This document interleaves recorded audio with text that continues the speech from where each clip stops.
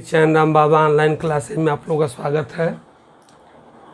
Class 11th में हम लोगों को अब पढ़ना है गति के समीकरण प्रूफ करने के लिए। इसके पहले हम लोग त्वरण तक पढ़ चुके थे। त्वरण क्या है जानते हैं, वेग परिवर्तन के दर को त्वरण कहते हैं। त्वरण कई प्रकार का होता है, एक समान त्वरण, असमान त्वरण, औसत त्वरण, तत्कालिक त्वरण जैसे उसमें होता था। एक समान त्वरण, जब समान समय अंतराल में वेग परिवर्तन समान हो तो एक समान त्वरण कहलाता है। समान समय अंतराल में वेग परिवर्तन भिन्न भिन्न हो तो असमान त्वरण कहलाता है। इस तरह से हमारा जो है इसमें है। अब हम लोग को मेन 3 समीकरण आप लोग 9 से ही जान रहे हैं कि गति के 3 समीकरण होते हैं। पहला है v = u + at, दूसरा है s = ut + ½ at², और तीसरा है v² = u² + 2as। 3 समीकरण है। तीनों समीकरण कैसे हम लोग प्रूफ करेंगे वह जानना है। तो पहला समीकरण देखिए हम प्रूफ करने चल रहे हैं। फर्स्ट पॉइंट, प्रथम समीकरण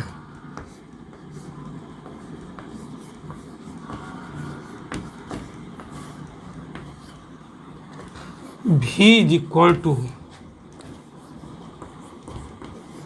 u + at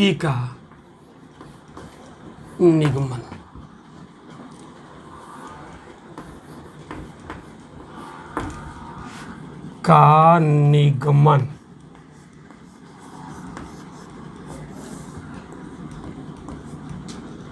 प्रथम समीकरण v = u + at का निगमन। अब देखिए, अब क्या करेंगे, तो आप जानते हैं त्वरण A = क्या होगा। तो पहले आप ग्राफ समझिए, ग्राफ है क्या इसका। ये x एक्सिस है और ये y एक्सिस है, और दोनों एक दूसरे को जहां इंटरसेक्ट कर रहे हैं उसको ओरिजिन माने हैं। हमने माना कि 2 पॉइंट A से चलना प्रारंभ करता है कोई ऑब्जेक्ट, उस समय इसका इनिशियल वेलोसिटी u है। जब यह A से B पर पहुंचता है तो इसके लास्ट वेलोसिटी भी है। अब देखिए, ये टाइम t है तो ये भी t होगा, ये u है तो ये भी सामने वाला u हो जाएगा आपका।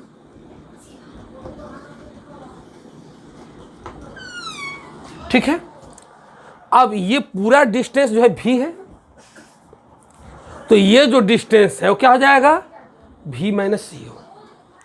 ये जो डिस्टेंस होगा क्या होगा, v - c हो जाएगा।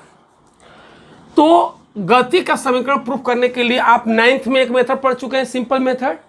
दूसरा मेथड है ग्राफी मेथड, और तीसरा है कैलकुलस के मेथड। तो हम लोग 2 मेथड यहां पर पढ़ेंगे। पहला मेथड आप पढ़ चुके हैं।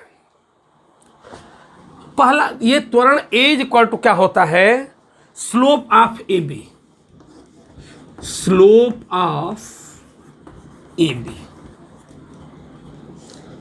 AB का स्लोप यानी ग्रेडियंट, ये थीटा आ जाएगा।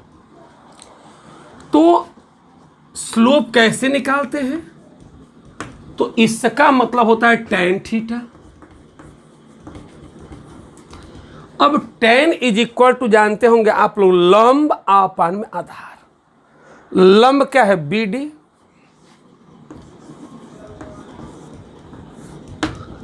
आपान में आधार क्या है, तो AD। बात समझिएगा, लंब है आपका BD, आपान में आधार है AD।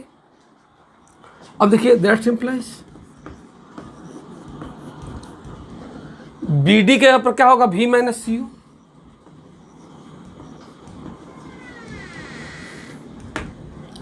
AD के स्थान पर T।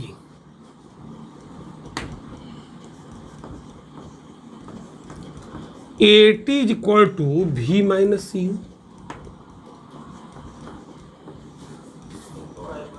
-u को इधर ले आइए,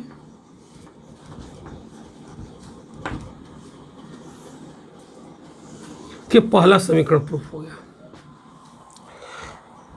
ए, अब बी डी का यहाँ पर देखिए v minus u upon t, अब तिरछा गुणा कर दिए a into t equal to v minus u, अब माइनस यू को इधर लेके आएंगे तो प्लस यू हो जाएगा u प्लस ए टी, तो v इक्वल टू हो जाएगा हमारा u प्लस ए टी। अब आप थोड़ा सा देखिए, ये पहला समीकरण प्रूफ हो गया। कठिन लग रहा है आप लोग को? अरे भाई इसमें क्या है जी, एकदम आसान है, ऐसा आसान क्वेश्चन नहीं होता है। अब देखिए गति का दूसरा समीकरण, यहाँ पर अब हम दूसरा लिख देंगे। चलिए बदल दे रहा है इसी को, अब दूसरा कर रहा हूँ, अब मिटा रहा हूँ इसको। दूसरा देखिए, अरे भाई तो पूरा मिटाना पड़ेगा जी, खाली एगो मिटाने से नहीं होगा। चलिए दूसरा समीकरण,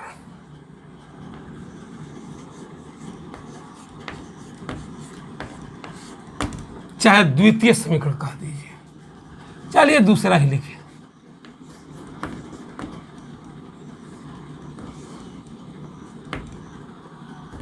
अरे द्वितीय लिखिए जी।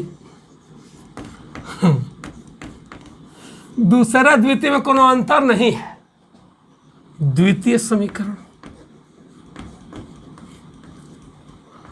S is equal to u t plus half a t square का निगमन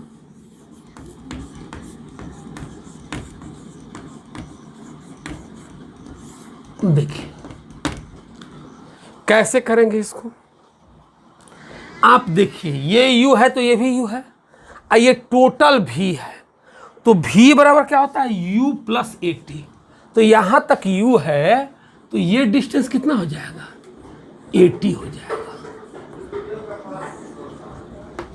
बात समझिएगा, v is equal to u plus 80 हो जाएगा। ये पूरा v है और ये है आपका u, तो ये हो जाएगा 80, तो यही हो गया v equal to u plus 80। Clear है ना? देखिए भाई थोड़ा सा ध्यान देना पड़ेगा तभी आपको समझ में आएगा। तो v इज इक्वल टू हो जाएगा u प्लस 80। क्लियर? अब देखिए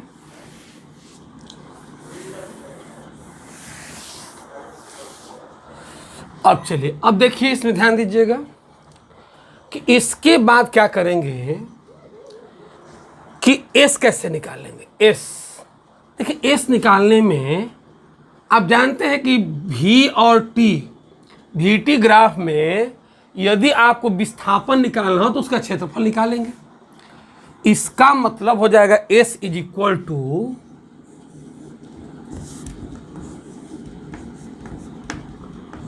समलंब चतुर्भुज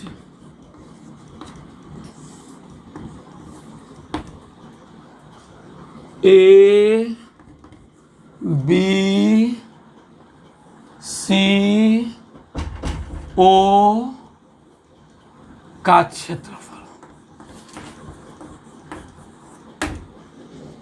समलंब चतुर्भुज ए बी सी ओ का क्षेत्रफल।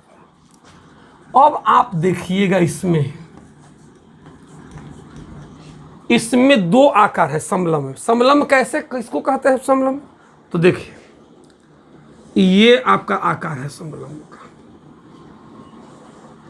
इसमें दो भुजाएं समांतर होती हैं और दो असमांतर होती हैं। अब देखिए इसमें ऐसे भी खींचेंगे तो ये भी आपका समलंब ही हो जाएगा। इसमें भी दो भुजाएं समांतर हैं और दो असमांतर हैं, तो ये भी आपका कौन सा आकार हो जाएगा? समलंब चतुर्भुज हो जाएगा। चलिए अब देखिए, अब इसके बाद है समलंब चतुर्भुज ए बी सी डी का सी ओ का क्षेत्रफल क्या होगा? तो समलंब का क्षेत्रफल कैसे निकालेंगे?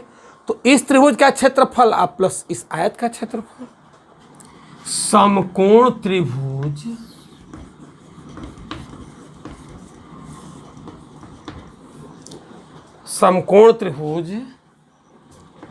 ए बी डी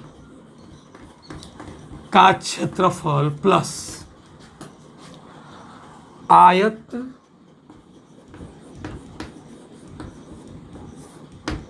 किसका, ए डी सी ओ का क्षेत्रफल, ए डी सी ओ का क्षेत्रफल। देखिए क्या होगा क्षेत्रफल, देखिए तो इसका क्षेत्रफल प्लस इसका क्षेत्रफल, इसका क्षेत्रफल कैसे निकालेंगे, तो 1/2 गुणे लंब, लंब के जगह पर बी डी यानी 80 डायरेक्ट लिखिए, गुणे आधार हो जाएगा टी प्लस इसका क्षेत्रफल तो लंबाई गुणे चौड़ाई, तो लंबाई हो जाएगा यू आई इंटू टी। देखिए फार्मूला प्रूफ हो गया, एस इज इक्वल टू, इसको पहले लिख देंगे you into T, U T 1/2 A T into T, T square.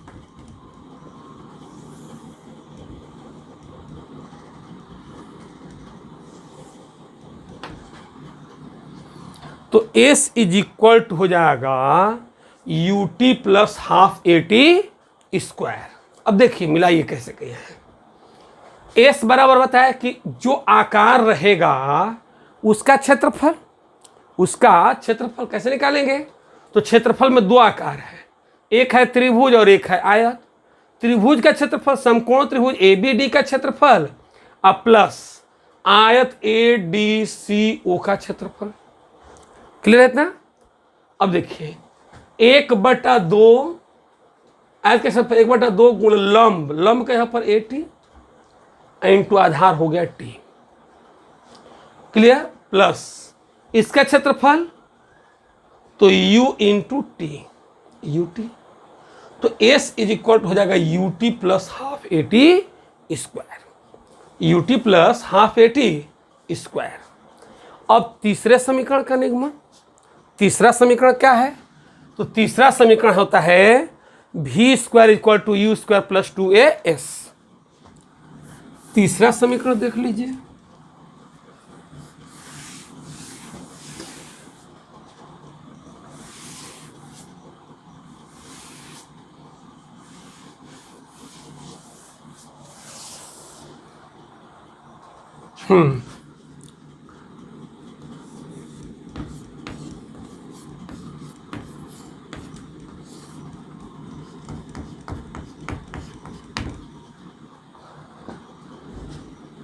v square equal to u square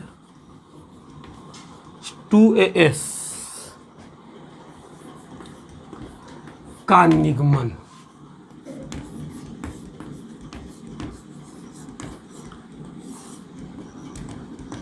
ठीक है, यहां भी वही फार्मूला, s बराबर,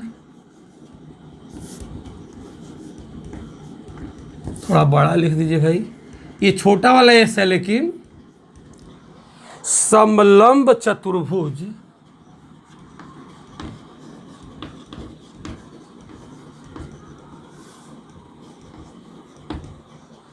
ए बी सी ओ का क्षेत्रफल। चलिए तो यहां समलंब का सीधे फार्मूला लगाएंगे। फार्मूला क्या है समलंब चतुर्भुज का, बोलिए, तो समांतर भुजाओं का योग गुणे उनके बीच की दूरी बटा 2।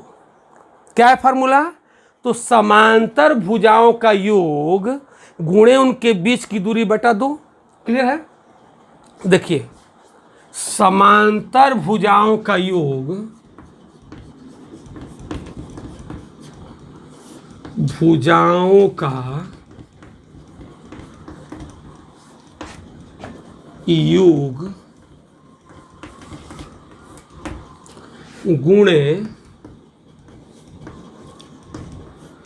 उनके बीच की दूरी बाई 2। समांतर भुजाओं का योग गुणे उनके बीच की दूरी बटा 2। अब देखिए, समांतर भुजा में कौन कौन है? एक भुजा यह है भी और एक भुजा है यू, तो हो जाएगा भी प्लस यू इंटू उनके बीच की दूरी है स्मॉल टी, अब बाई 2 हो जाएगा। आप मिला लीजिए, देखिए एकदम आसान है डेरिवेशन। समांतर भुजाओं का योग गुणे उनके बीच की दूरी अब बटा में 2 क्या है? तो समांतर भुजाओं का योग गुणे उनके बीच की दूरी बटा 2। क्लियर? तो देखिए समांतर भुजा में कौन कौन है? एक है अंतिम वेग भी और एक है यू, अब बाई 2 इंटू टी। अब चलिए देखिए, मैं साइड वर्क लिख रहा हूं। Side work A is equal to v minus u by t. देख लीजिए, v minus u by t, तो T is equal to v minus u बटा में ए। ध्यान दीजिएगा, T को यहां लेके चले गए तो A नीचे चला जाएगा। अब मिला लीजिए, A equal to v minus u by T होता है, तो T को हमको निकालना है, तो T यहां लेके चला आया तो A बटा में चला जाएगा। अब आप चलिए,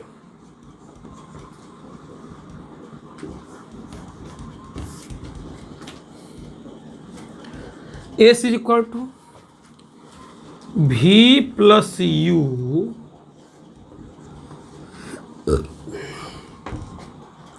T का मान देखिए यहां से भी माइनस यू अपान में ए। अब मिलाइए,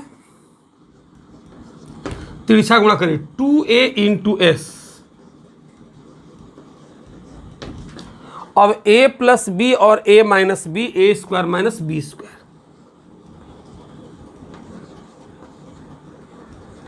that implies V square is equal to minus U square को इधर लेके आइए,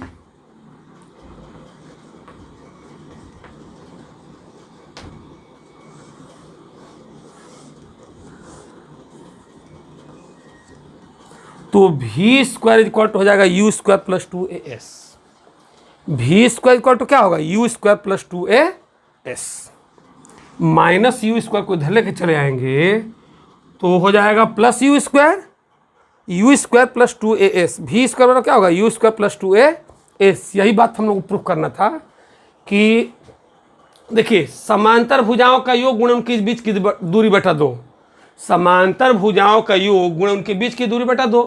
समांतर भुजा कौन कौन है? एक तो u है और एक अंतिम वेग भी है, यहाँ पर जोड़ दिए v प्लस यू। उनके बीच की दूरी क्या है? t अपान में 2 हो गया। v प्लस यू बाई 2 यहीं पर उतार दिए। t का मान कैसे निकालेंगे? तो a equal to v minus u होता है अपान में t। तो t को यहाँ लेके चले गए, a को अपान में लेके चले, v माइनस यू बाई ए। अब यहाँ देखिए v प्लस यू बाई 2 और t का वैल्यू रख दिए v माइनस यू बाई ए। अब 2a इंटू एस, तिरछा गुणा कर देंगे। तिरछा गुणा होता है ना, अरे भाई बोले नहीं तिरछा उछाल मारता है, उछाल मारिए। अब a plus b, a minus B square minus B square, तो भी स्क्वायर इक्वल टू क्या होगा? माइनस यू स्क्वायर को उधर लेके जाएंगे तो यू स्क्वायर प्लस 2as, यानी कि भी स्क्वायर इक्वल टू हो जाएगा यू स्क्वायर प्लस 2as। यही आपका गति का तीसरा समीकरण हो जाएगा। टाइम कितना हो रहा है? हाँ, तो अब इसी का कैलकुलस मेथड से हम लोग अगले क्लास में पढ़ेंगे, इसी इक्वेशन को कैलकुलस मेथड से। उसके पहले आप कैलकुलस के बारे में थोड़ा सा जान लीजिएगा, अपने से मेहनत करिएगा, और नहीं आएगा तो फिर बताइएगा। हम कैलकुलस के लिए एक अलग से वीडियो बना दूंगा ताकि आपको इसका क्वेश्चन समझ में आए। दूसरी चीज़, 11th वाले भाई सब्सक्राइब नहीं कर रहे हैं, सभी लोग सब्सक्राइब करिए और ध्यान से वीडियो को देखिए। अच्छा से समझ में आएगा आप लोगों को। एक एक चीज़ मैं एक्सप्लेन कर रहा हूँ, इसको ध्यान रखेंगे, अच्छा से पढ़िए, मेहनत करिए ताकि सफलता मिले, क्योंकि यही बेस है। आप लोग एयरफोर्स, नेवी, कोई कंपटीशन, फाउंडेशन देने जाएंगे, कोई भी कंपटीशन देने जाएंगे तो सबसे ज़्यादा 11th का पूछता है, बाद में 12 का। 12 केवल एग्जाम पास करने के लिए है, लेकिन 11th मेन बेस है आपका। यदि मकान का नींव मजबूत नहीं रहेगा तो मकान सही नहीं होता है, इसलिए अपना बेस मजबूत कीजिए, यही 11th ही मेन बेस है। क्लियर? फिर अगले क्लास में मिलते हैं।